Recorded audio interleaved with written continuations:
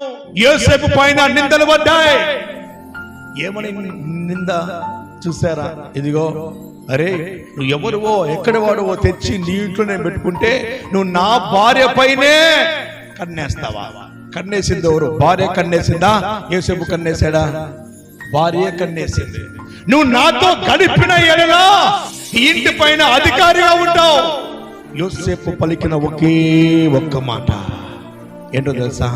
అమ్మా, ఇదిగో నీ భర్త ఈ ఇంటిలో ఉన్న ప్రతి వస్తువు పైన, ప్రతి వ్యక్తి పైన, ప్రతి మనిషి పైన, నీ ఇంట్లో ఆయన కలిగినటువంటి ప్రతి ఆస్తి పైన నాకు అధికారం ఇచ్చాడు, కానీ నీ ఒక్క దాని మీద నాకు అధికారం ఇవ్వలేదు. కనుక నా కంఠములో ఊపిరినంత వరకు నేను పాపము చేయను అని చెప్పేసి పారిపోయాడు. దేవునికి స్తోత్రం కలుగును గాక.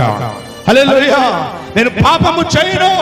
అతని వస్త్రాన్ని లాక్కొని గట్టిగా గోలు పెట్టి పరిగెత్తుకుంటూ వచ్చి అంటా ఉంది, ఎక్కడి వాడో, ఏం కథనో, ఏం చేసాడో తెలుసా? నన్ను పొందుకోవాలని చెప్పేసి నా మీద వచ్చాడు అనేసి కేకలు వేసి చెప్పినప్పుడు యోసేపును పట్టుకొని చెరసాల్లో వేశాడు.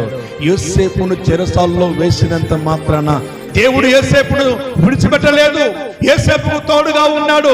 ఆ సహోదరు అంటుంది, ఈ ఇంటి పైన నిన్ను అధికారిగా చేస్తా ఉంటున్నాడు, కానీ నా దేవుడు ఆ దేశం పైన యోసేపును అధికారిగా చేశాడు. దేవుడి మాట వింటే, దేవుడి నిమిత్తము నిందలు అనుభవిస్తే, దేవుడి నిమిత్తము చెడ్డ మాటలు మీ మీద పలుకున్నప్పుడల్లా నేను దండుని అనేసి నువ్వు అనుకుంటే పరలోక రాజ్యంలో వారసత్వానికి నిన్ను దేవుడు ఏకైక వారసునిగా దేవుడు చేస్తాడు. హల్లెలూయా.